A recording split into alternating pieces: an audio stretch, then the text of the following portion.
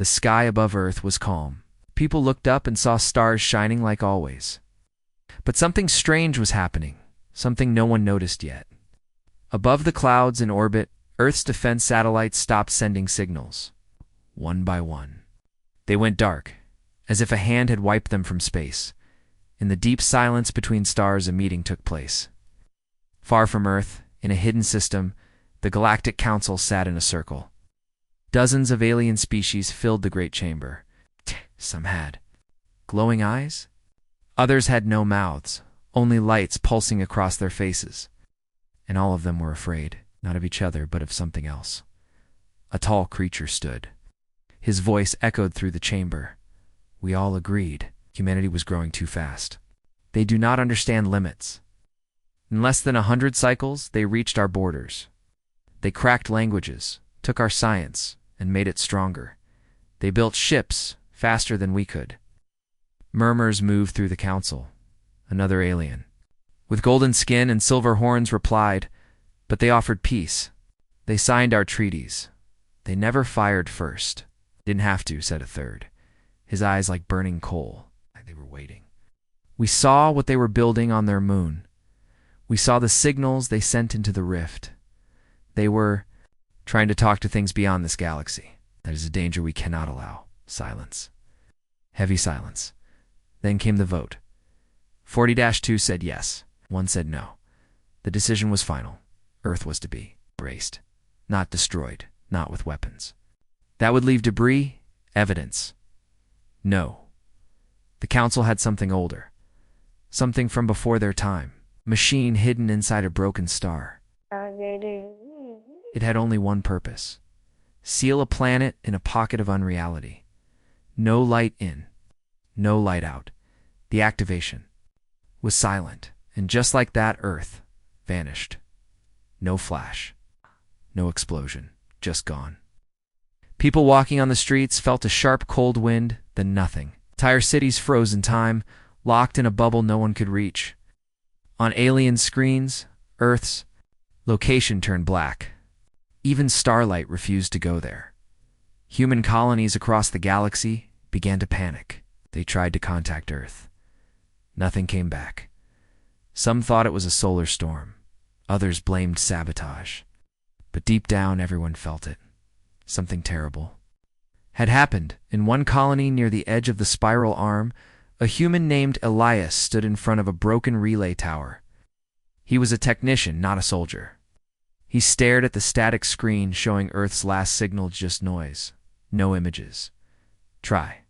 Again, someone said behind him. I've tried, Elias replied. 100 times, it's gone. Earth. It's just gone. Back at the Galactic Council, they celebrated quietly. They believed the threat was over, but they were wrong. Far from all eyes, at the edge of the known galaxy, something stirred. A ship, old and forgotten, powered by something not yet understood, blinked into existence. It had no crew. Only a signal, repeating over and over, we remember. No one heard it yet. But soon, someone would. And then the real story would begin. Because Earth was not dead. It had simply moved, and reality was starting to crack. The ship drifted slowly near a dead star. Its name was Ravix-9, a small alien scout vessel with a crew of 4. They were explorers from the Thaleri species, thin, tall beings with bright blue eyes and skin like polished stone. Their job was simple: map empty sectors and report anything strange. For months, they found nothing. Just dust, dead stars, broken rocks. But then one of them noticed something. Captain, said Rilna, the youngest, there's a structure. It's not on any chart. The captain moved closer to the screen. A large object hovered in space, smooth, dark, shaped like a disk. It had no lights, no engines, no signs of power. Yet it stayed still, perfectly balanced, near the pole of the dead star. Approach carefully, the captain ordered. As they neared the object, strange things began happening. The lights inside Ravix-9 flickered, the air grew cold, clocks showed the wrong time. One screen displayed a countdown that none of them had started. They docked with the structure. A door opened on its side, slow and silent, as if it had been waiting. Inside it was quiet. No dust, no sound, no life. They stepped in. The walls were smooth metal, glowing faintly with symbols they didn't recognize, but one thing caught their attention. A terminal in the center of the room, still active. Blue light blinked softly on its surface. On the screen, there was a human child, crying. The image was strange old and flickering, like a memory recorded long ago. Behind the child, Earth could be seen in the sky. But it wasn't the same Earth. It blinked, flickered, glitched like a broken image in a broken mirror. "This is impossible," said the captain. "Earth is gone. They removed it." Relin stepped closer. "Look, there's text." Below the child's image, in human language, were the words, "Project Mirrorfall, do not open." The captain touched the screen. Suddenly alarms went off. Inside the ship, back on Ravix 9, systems crashed. The engine stopped working. The outside hull began to bend metal, shifting like liquid, forming symbols that weren't there before. Inside the archive, gravity shifted. The crew could feel time moving strangely. Their steps echoed too long. Their shadows flickered like candlelight. Then one of them vanished. No scream, no warning, just gone. Rillan shouted, "Where's Kelvas? He was right here." But the captain had no answer. Another crew member disappeared. Then another. Now only Rillan remained. He turned to run, but the hallway had changed. It was no longer metal. It looked like an earth hallway. He saw lockers, broken glass, a human school desk. Papers floated in the air, all with the same phrase printed on them. "They're not gone. They're watching." He saw a door marked. Exity ran through a tan, fell out into space. But it wasn't space. It was a frozen image of Earth, paused in time. Trees moved in reverse. Oceans flowed backward. Cities stood still, but lightning flashed above them in slow motion, and in the sky above Earth, he saw something horrible. A giant eye formed from stars. It was looking straight at him. He screamed. Back on Ravix 9, the ship powered up by itself. Single file was transmitted into deep space. No known language, only strange data streams wrapped. In time distortions, Galactic Council sensors picked up the signal. One observer saw the data and whispered, "This." This came from the old human region. Another asked, "Is Earth returning?" No one answered. In a dark chamber far away, one figure stood alone. A human. He had no name. No ID. Only a scar that glowed like starlight. He smiled. They opened it. He said, "The Galactic History Archives were protected by 20 layers of security. Only high-level researchers could access the deeper records. And even they were warned, do not search for what the Council has erased." But someone did. Was Varric a scholar from the Ventari species? Had long fingers, 4 eyes, and a deep interest in lost wars. For years he had studied every battle ever recorded. But one day, while reviewing star maps, he saw something that didn't make sense. A region of space once full of colonies was now marked undeveloped. That was impossible.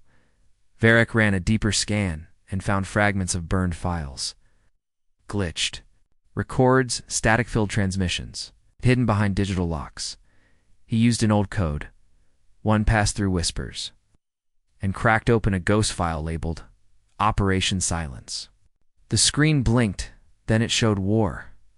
Real war. Hundreds of planets, millions of ships. A galactic conflict so large it made the Council Wars look small. Varric's hands trembled. He had never seen anything like this. And in the center of the chaos, was Earth not as a victim, as a superpower? The footage showed human ships moving faster than physics allowed, weapons that fired without heat, shields that turned enemy blasts into energy. Human fleets were surrounded, outnumbered, but still winning. They fought like they knew the future. Varric couldn't believe it. Why? Why is this not in the archives? He dug deeper. In one broken video, an alien fleet commander shouted, "They've breached our mind firewall. They're in our command systems. We never should have touched Earth." In another, A human general stood calmly inside a burning ship and said, "You erased us from memory. We erased your war." Then the files ended, just static. Blank. Varric's computer shut down by itself. He stood up, breathing fast. This war had happened. The signs were everywhere. But someone had deleted the records, erased history, and rewritten. Reality? It was the perfect crime. No proof, no memory, no trail. Except one small error, one tiny detail they forgot. Varric looked out of his lab window at the stars. He remembered an old story, a rumor from long ago, about a timeline that split. One where Earth fell. One where Earth ascended, maybe. Both happened. Maybe the war didn't end. Maybe it was paused later that night. Varric received a strange message. It came from an unregistered relay deep in space. The text was scrambled. Distorted, but one line was clear. "The war you forgot is the war we remember." His lights flickered. Time inside the room slowed. His tea boiled backward. And in the corner of the screen, a blinking icon appeared. A human face, half-burned, eyes glowing. "You found us," it whispered. "Now they'll come for you too." Varric backed away. "Who are you?" The image flickered. "We are the memory. They couldn't kill. We are the war behind the silence." The screen shut off. All across the galactic archives, alarms went off. Doors locked. Lights turned red. System declared, "Reality corruption detected. Evacuate." Varric ran through the halls. Others looked confused. No one understood what was happening. But deep inside, Varric knew. Earth wasn't gone. Earth was awake, and reality was starting to unravel. The war hadn't ended. It had just been deleted. On the world of Valari Prime, deep within a shining city. Of glass towers and floating roads, an alien engineer named Drovik worked on a secret project. He was a smart mind from the Zerathi species creatures with long limbs, soft gray skin, and minds wired for code. He was building a simulation. Not just any simulation. This one was special. It was a digital version of ancient Earth, he called. It eased. Drovik didn't build it out of curiosity. The council had asked him to. They said it was for study. To understand why humans grew so fast, why they became dangerous. He was given all recovered human data books, videos, songs, maps, and even personality files. With it, Drovik created a beautiful, living world. Cities, skies, rivers, people. Millions of digital humans walked the streets. They had lives, jobs, families. They laughed, they cried. They believed they were real, but they weren't. Drovik watched. From above, observing them like gods watched ancient myths. At first, everything was normal.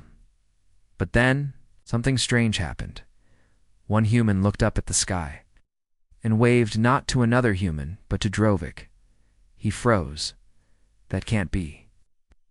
Checked the code. Nothing should allow a sim-human to see beyond the simulation. No lines of code gave them awareness, but the human kept waving. Then another joined, and another soon. Hundreds of humans were staring at the sky, directly at Drovek. One of them held up a sign that read, "You're on the wrong side." He panicked. He shut down the servers, but the simulation didn't stop. It kept running on its own. Drovik tried deleting the world. The command failed. The console replied, "Access denied. Simulation now host." For the first time in his life, Drovik felt fear. He ran to his supervisor. But by the time he returned, the lab had changed. The walls were still metal. Now old Earth posters hung on them. A paper cup sat on his desk with the words "Number 1." "Dad, the simulation was leaking somehow." The Earth he created had begun rewriting reality. A voice came from the speakers, calm, human, male. "Why did you erase us?" Drovik shouted. "You're not real," the voice replied. "Then why are you in our world now?" He opened the door. Outside was no longer Valari Prime. It was Earth, not a dream, not a memory. A full breathing Earth, the trees, the wind. Sound of birds. Human children running in the distance. He looked up and saw a mirrored sky. It showed two Earths overlapping. One full of life, one flickering like a broken copy. Drovik stumbled back inside. Tried calling for help. No signal. His devices didn't work. Screens only showed one phrase. "We remember you." Drovik's heart pounded. He wasn't sure where he was anymore. The line between simulation and reality had broken. One of the simulated humans walked into the lab. It was the same one who waved earlier. She smiled gently and said, "You helped them erase us. But we're still here. And now you are too," Drovik whispered. "What do you want?" She leaned closer and whispered something in a human language he didn't know. But the message reached his mind anyway. "This is not your simulation anymore." And then everything vanished. No Druv. No Valari Prime. Only a quiet world of shifting skies and growing echoes. Back at the Galactic Council, reports came in from other planets. Scientists dreaming of Earth. Machines building cities no one ordered. Holograms of human children walking alone through alien streets. Something was bleeding through. The simulation wasn't just alive, it had escaped. It started with small things. A moon disappeared from the charts of the Talari system. One day it was there, orbiting the gas giant. The next, gone. No impact, no explosion, no debris. A trader ship flew past the area and reported something chilling. There was a hole, not in space, in reality. The stars behind it looked wrong, as if someone had erased part of the universe with a brush. The council thought it was an error. Then more reports came in. Planets flickered like broken lights. Languages glitched. Ancient scripts changed their shape when no one was looking. In one case, a historian from Zorak Prime claimed a war from 200 years ago never happened, only to find himself erased from every record. People began to whisper, "Reality is changing." In a secret council meeting, the situation was described as cosmic decay. But deep down, they all knew the truth. This had begun after Earth vanished. One council member, old, wise from a mist-dwelling race, stood slowly and said, "We tried to bury a species that understood something we didn't. Humanity wasn't just curious, they were reaching." "Reaching for what?" someone asked. He replied, "The threads of reality." Far away, in a hidden system, a human structure reappeared. It wasn't military. It was a library. Huge, floating, shaped like a cube split into infinite shifting panels. Each side open to show books, maps, holograms, knowledge. No one remembered writing. Ships that passed too close said they felt like they were being watched by thoughts. Inside, a single message flashed on the walls. "They cut us out of the story, so we wrote a new one." More anomalies followed. A black hole in Sector 19 reversed. It spinned on an AI from the Malara Union, woke up screaming in human language, claiming to have seen the echo of Earth in the code. Entire sectors started showing Earth-style architecture, skyscrapers, traffic lights, abandoned cars. On alien planets, even worse. Some aliens began remembering things they never lived, as if parts of human memory were infecting them. One Zeltron soldier collapsed on the battlefield and cried, "Where's my mother?" She was from Chicago 8. What's Chicago? Galactic scientists called it cultural contamination. But one human survivor, Elias, from the outer colonies, knew what it truly was. Earth is pulling itself back into the galaxy, but it's not just coming back. Rewriting everything that tried to forget it. He wasn't alone. All across the edge of the galaxy, other hidden human enclaves began to receive the same dream. A voice speaking through fire and static, saying, "You will return when the stars scream." And the stars did. One night across multiple systems, the stars began blinking in Morse code-like patterns. Ships' sensors failed. Astrophysicists panicked. No explanation could be found. But when humans translated the blinking, they formed a message. They broke us. We broke reality. It wasn't a threat. It was a fact.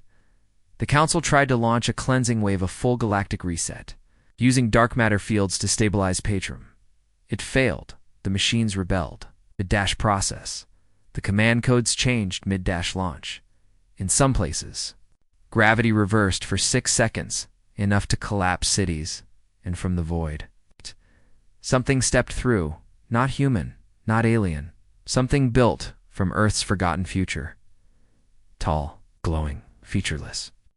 Wrapped in wires and memory echoes, it didn't speak, it simply pointed, and stars dimmed in that direction. One Council ship sent to intercept it vanished on contact. A single message returned from their last scan. We tried to delete the authors. They became the editors. Back in the human colony where Elias hid, the skies turned gold. He looked up and whispered, "It's happening." His daughter asked, "What is he?" Took her hand and said, "Earth is waking up. The galaxy doesn't know how to survive it." The Galactic Council called it a containment failure, but it was too late for words. The stars near the old human sectors were no longer stable. Systems folded in on themselves, reappeared somewhere else, or froze in place. Time itself rippled like disturbed water. Some planets experienced 2 suns. At once one rising, one setting on opposite horizons. Something was coming. Not an army, not a ship, but an event. And it had a name. One whispered across the shattered frequencies of the galaxy. The return. It began quietly, on an abandoned relay station, floating near the outer rim. Single transmission appeared. Pure human language. Simple, calm, direct. We remember everything.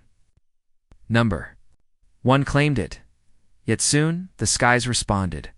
Above the ruined colony of Laris 4. The clouds split open, not with lightning, but with data. Blue, glowing streams of code fell like rain. Touching it caused machines to reboot. And remember old human voices. A cleaning bot recited poetry. A farming drone began humming an earth lullaby. Then came the first rebuilders. Small craft, shaped like old Earth probes, arrived from unknown vectors. They weren't piloted.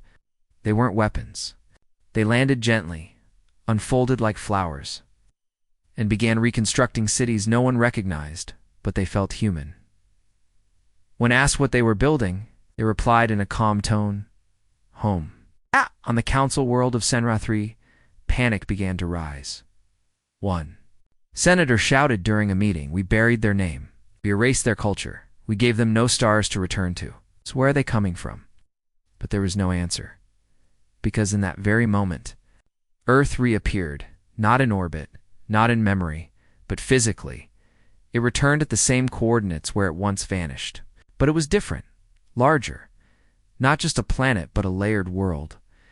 Like multiple Earths stacked together, glitching in and out of view. Cities floated above the oceans. Spaceports hung like lanterns in the sky, and the moon.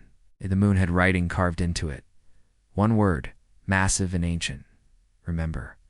Alien ships raced toward the scene to investigate. Only 2 returned. The others didn't explode. They simply disappeared. Their last transmissions filled with whispers and childlike voices saying, "It's okay. You don't need to be afraid anymore." But the aliens were afraid, because every rule of science was breaking. One alien pilot saw a mountain rise from the sea, shaped like a human face. Another saw their ship reflected in the sky, but there was no mirror. And every map began correcting itself, shifting old human territories back into existence. Even the stars around Earth bent, as if space wanted to make room for something old. In a council war room, emergency plans were discussed. Should we strike? One commander asked. With what? Replied another. How? We already tried to erase them once. And now, even reality follows their will. Back on Earth, Humensreal, one stepped onto alien channels. They looked calm. Some wore uniforms no one had seen before. Others wore ancient Earth-clothed shirts, coats, jackets lost to time. One man with silver eyes and a voice like thunder spoke to the entire galaxy. "You made a galaxy without us." He looked straight into the camera, no emotion in his face. "Now, we've returned. and everything you thought was real belongs to us. The message ended. Across the galaxy, power grids surged. AI systems crashed. Planets that were once safe turned silent. Entire races looked up and saw stars rearranging into patterns they couldn't read. A child on an alien world pointed at the sky and asked, "Mom, why does that look like Earth?" The mother had no answer, because even she felt it. Something ancient had come back. Something angry. Something patient. Something human. No alarms sounded. No warships launched. No orders were given. Because by the time the Galactic Council realized what was happening, it was already over. Reality itself had begun to collapse. Not with explosions, but with silence. Worlds stopped spinning. Time no longer followed rules. Entire civilizations blinked once, twice, and then were gone. Like forgotten dreams, the Council tried to meet one last time. Dozens of species gathered in a floating citadel built above a gravity-neutral core. It was the most secure place in the galaxy. But even there, reality trembled. The walls of the chamber stretched too far. Voices echoed before they were spoken. One delegate from the Rawl species looked down and whispered, "This place, it doesn't feel real anymore." Another answered, "Because it never was." In the center of the chamber, the table changed, grew old. Wooden, human style. Burnt at the edges. Ancient symbols carved into the corners, it had returned. The memory tabula, forgotten human relic. The Council once destroyed when Earth fell. But it had come back. Because the lie was ending. On screens across the chamber, a message appeared. Simple, direct. This is not your galaxy. And then they came. The humans. Not as soldiers. Not as conquerors. But as editors. They walked through time rifts, out of shifting shadows from impossible angles. Their eyes glowed with the light of collapsing stars. Some had bodies made of data. Others were barely human. It all evolved far beyond what the galaxy remembered. But they remembered everything. A human figure stood at the head of the room. He was tall, calm, wearing a long black coat that shimmered like the night sky. His voice echoed with countless memories. "You erased us. You stole our sky. You rewrote history. Now we take it back." One council member screamed, "You don't belong here anymore." The human simply smiled. "Exactly, that's the problem." He raised his hand. Behind him, the sky peeled open. Not like paper, like code. The stars flickered, then reshaped into new constellations. Old Earth patterns. Names long forgotten. Every erased symbol returned to its rightful place. And then the galaxy fractured. Not in destruction, but in truth. Each planet saw its real history. Every lie dissolved. Slave planets turned out to be stolen human colonies. False monuments crumbled. To reveal hidden Earth technology, entire races remembered languages they had never studied but once spoke. Long ago, in ancient Earth cities now buried in time, a Zellery queen dropped to her knees, crying, "We didn't know. We didn't know." The human looked at her. "You did, you just didn't care." And then the cleaning began. The false systems, the fake records, the altered laws of physics, the artificial timeline began to vanish. Deleted like corrupted files, but not by violence, by truth, and truth was something the galaxy could not survive. Some races begged for mercy. Others fled into the stars. A few chose to forget, again willingly walking into the void, choosing false dreams over real guilt. But the humans did not stop. They had become something more than just a species. They were now the keepers of memory. Last protectors of reality's original shape, on Earth now glowing, now orbiting a sun that hadn't existed before children walked through fields of starlight. They played near lakes that remembered what galaxies forgot. They grew up hearing stories not of war, but of returning, of reclaiming, of rebuilding. And above them floated a single phrase. Burned into the sky in gentle golden light, they tried to forget us, but we remembered them too well. Yatha Part 7. The End of the False Reality Story Ka Final Part. Agar Opchan. To main is series Ka title screen script recap. Ya, YouTube video narration, version B, Bana Shaktahun, Bus Lakai. Recap Lako, Ya YouTube video, K-Line narration. Script do.